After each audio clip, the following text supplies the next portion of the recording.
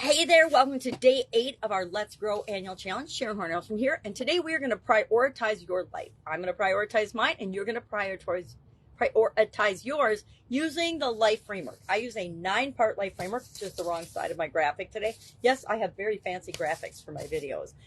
Physical, mental, emotional, spiritual, financial, relationships, contribution, communication, and confidence. Those are the 9 areas that I look at all the time on a regular basis, like every single day, just about. I pay attention to some area or aspect of my life. That's the overarching life framework that I apply, and I set goals according to it. I make plans according to it. I make sure that I consider each of the areas and aspects of my life on some frequency so nothing falls through the cracks and gets ignored like it did in the past. In the past, I had challenges with different areas and aspects of my life, and although I am not a believer in balance, I do believe we need to pay attention to all the parts of us. And this framework has served me really well since the 1980s. I know, really, really old.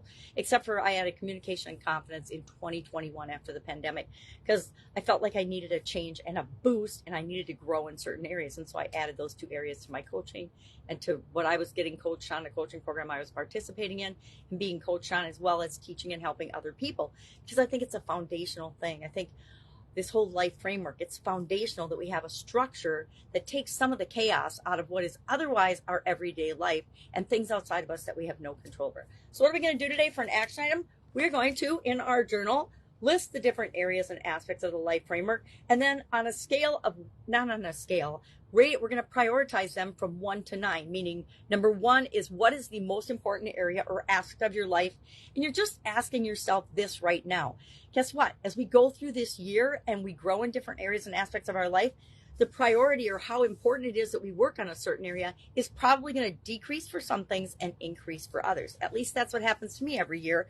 I start out and I usually focus a month on each area and aspect of my life, and I pay attention to that area and improving it and growing and setting goals and achieving goals in that area every year. And so as I'm paying attention to my physical well-being, physical health, and I put things in place, all of a sudden, if that was my number 1 priority, which it often is, because I do have a lot of health challenges or have had in the past, I always say there's nothing wrong with me, but that's kind of just me sugarcoating what life is really like.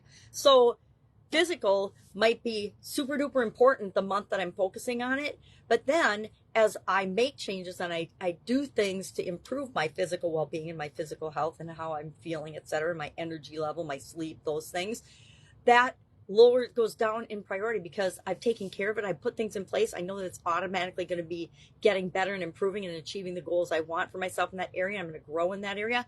So now it doesn't have to be my number 1 priority anymore. Now, I haven't done it yet. Not sure how I'm feeling this year about my priorities and what's most important right now, but I'm going to do it right along with you.